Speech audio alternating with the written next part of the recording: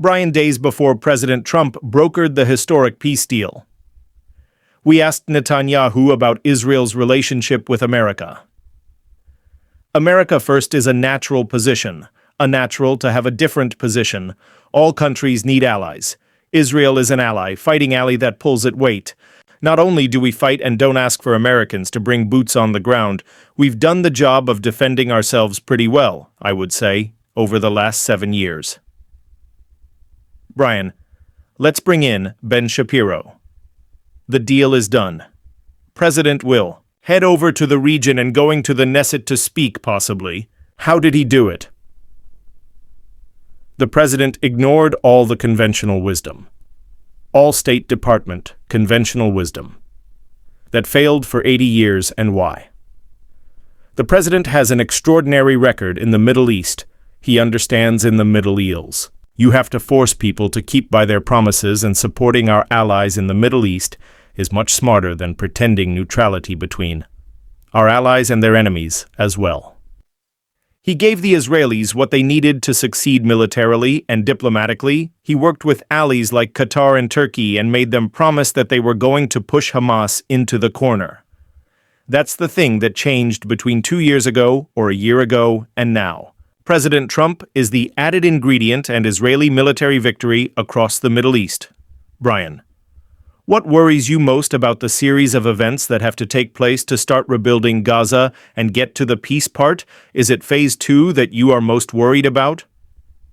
Absolutely. Phase 1 is an extraordinary achievement by the President of the United States.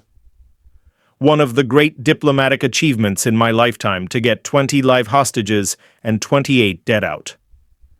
What happens in phase 2, provisional government, whether Hamas will disarm, whether there will be any sort of solid interim government created, capable of actually investing in the people of Gaza and building something working.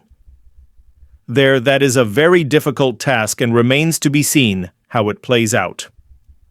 The phase 1. Disconnected from phase 2 when Israel can protect its own citizens and getting back its hostages with the help of the President of the United States. President Trump doing all that while having the entire Arab world on his side is extraordinary from the president. Brian, your prediction from last month. I don't know when this war should end. It will end, I believe, in the next 2 to 3 weeks, a declaration of the end of the war by the Israeli government, and you will see a movement of most of the population into humanitarian centers in Rafah and enclaves on the coast, and you will start to see a rebuilding. Brian, well done, Ben. Well, you know, when you watch the region closely and understand President Trump and Netanyahu work well together and the sacrifice undergone by the Israeli people and mobilized with the support of the American people. Not only in terms of funding, but providing a president of the United States who understands the region. Ingredients were there for success.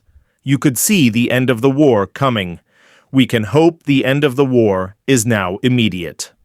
Brian, the Wall Street Journal has a story how Trump's upside-down diplomacy delivered a victory. The key was not going to Europe, telling Secretary of State Rubio to stay back. They talked about the details. The president says, let's frame it out.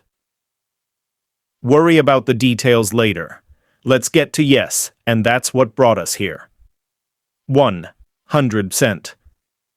The president understands priority in the Middle East. The Palestinian issue is not the main issue. Economic cooperation and building toward a future is the main issue.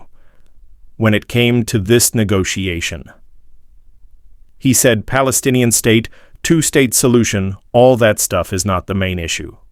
But how do you get the hostages out and guarantee Israeli security and pressure Hamas to disarm such there is a possibility of a future for this region?